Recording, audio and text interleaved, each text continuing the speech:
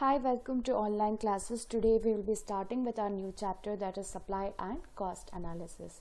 So in today's class we'll be learning about supply. So let us know what is supply.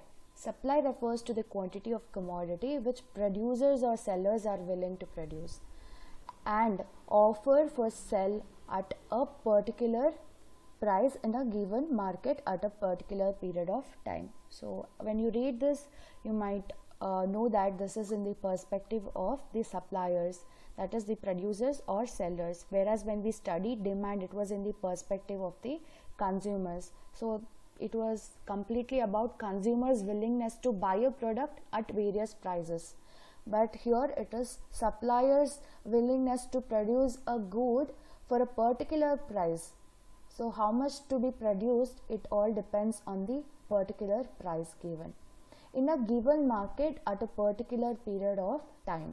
So different market and a different period of time, there will be different prices.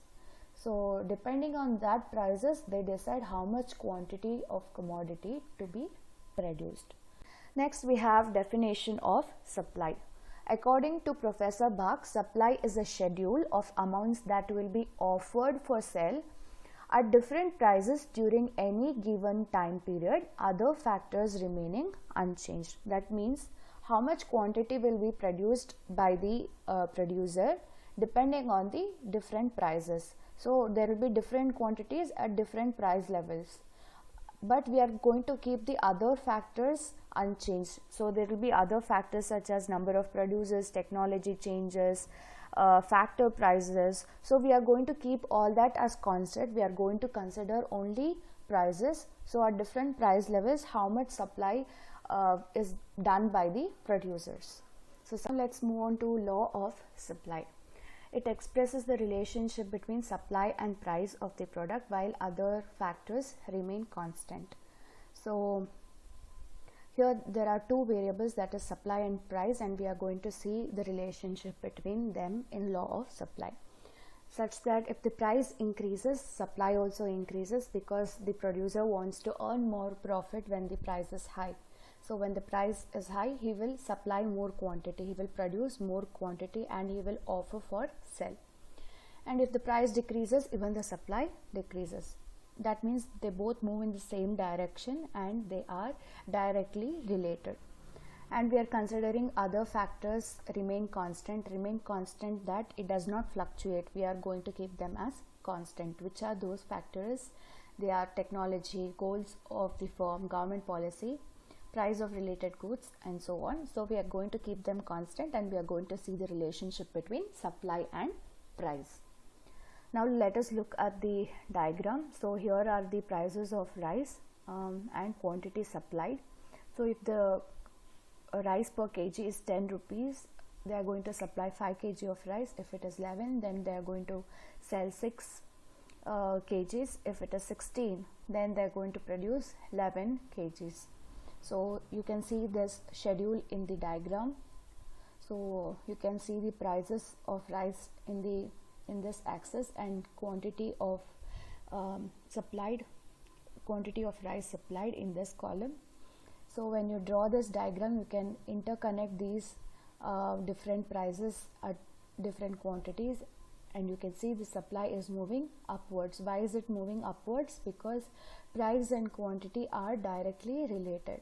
That is why it is upward sloping, whereas your demand curve was downward sloping, because if price was increasing, the quantity demand was decreasing, so it was inversely related and your slope was downward trending. So here SS slopes upward from left to right. Yes, it is moving from left to right upwards. It shows the positive relationship between price of the commodity and its quantity supplied. As price increases, quantity also increases. That means it is having positive relationship and direct relationship. As price rises, quantity supplied also rises. So this is about law of supply. So here we are making some certain assumptions of law to keep the law hold good.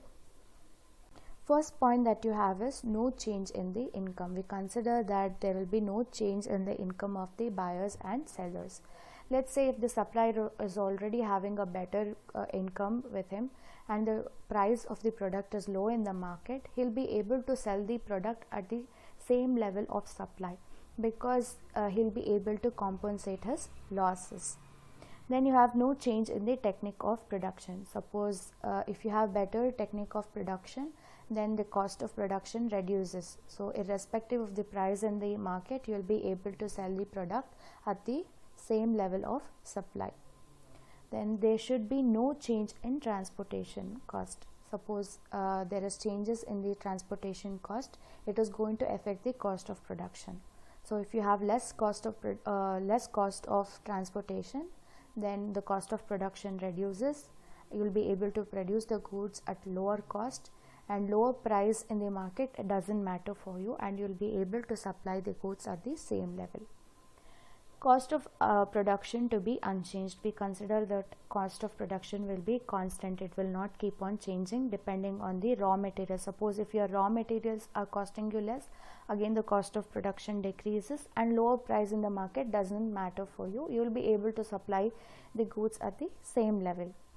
Next point is there should not be any speculation. So we consider that in the law that there will not be speculation in the price of the goods.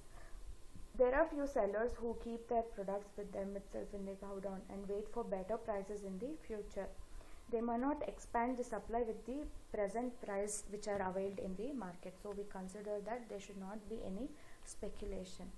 Then we have the price of other goods should remain constant. For example, if a tea producer finds that coffee production is more profitable, the prices of coffee is much better in the market, then they may jump to production of coffee instead of tea. So we consider that the prices of other goods also remain constant. And we have there should not be any change in the government policy. The government policy also affects the cost of production of the goods. So we consider that they don't change their policies often. So suppose when they bought in GST, it actually affected the production cost because it is directly affecting the cost of production. So irrespective of the prices in the market, the cost of production has increased, the price also increased. So this is all about the assumptions of the law. The next topic is exceptions to the law. So the law of supply does not apply strictly to agricultural products whose supply is governed by natural factors. Yes, agricultural products depends on the rain. So if you don't have proper rain, or if you have large amount of rain, and if you are affected by natural calamities, then the production reduces automatically. So it does not depend on the prices in the market. Then supply of goods having social distinct will remain limited even if the price tends to rise. Suppose if you have branded cars or branded things with you, so if you are producing such goods, so even increase in price does not matter. People who will be able to afford to buy it will buy it. Seller may be willing to sell more units of perishable commodity at lower price. So if you have perishable commodities like vegetables, you can't keep it for more than few weeks. Suppose if you are selling the product at market price in initial days, but after 4-5 days you'll be selling the goods lower than the market price because it is perishable. If it is not sold, then it is going to be spoiled. You will not be able to earn anything. So in case of perishable goods, this law of supply does not hold good. The next topic that we have is supply schedule and supply curve. So here you can see that supply schedule shows a tabular representation of law of supply. It presents the different quantities of product that the seller is willing to sell at different price levels of that product. So suppose if your different price levels and quantity is shown in a table form, then it is called as supply schedule. And if the same thing is shown in the graphical form, then it is called as supply curve. There are two types. One is individual supply schedule and individual supply curve, and the other one is market supply schedule and market supply curve. Let us look at individual supply schedule and individual supply curve. This is your individual supply schedule and this is your individual supply curve. As I said, this is in the tabular form and this is in the graphical form. It refers to a supply schedule that represents different quantities of a product supplied by an individual seller at different prices. So it considers only individual sellers in the market. So for 10 rupees they are going to sell 10,000 liters, and for 12 rupees they are going to sell 15,000 liters, and so on. And the same thing is being depicted in the graphical form, and this is called as supply curve. And you can see your supply curve is upward trending because price and quantity are directly related. As price increases, the quantity also increases. The next topic is market supply schedule and market supply curve. This is also similar to your individual supply schedule and supply curve. The difference is here you are going to consider all the suppliers in the market. You are adding all the quantities given by the individual suppliers and you are going to consider them as market supply. So for 100 rupees, the market supply is 1700 quantities. How did you get this 1700 quantities? You are going to add the individual supply in the market. So there are 3 individual suppliers. You are going to add all their individual supply and you are going to create a market supply. And for 200 rupees they are going to sell 1950. For 300 they are going to sell 2300 quantities. And the same thing is being depicted in the graphical form, and even this is upward trending as price and quantity are directly related. Market supply curve also represent direct relationship between quantity supplied and the price of the product. As price increases, even the quantity increases. So this is all about today's class. If you have any doubt, please text me. I shall reply you back. Thank you.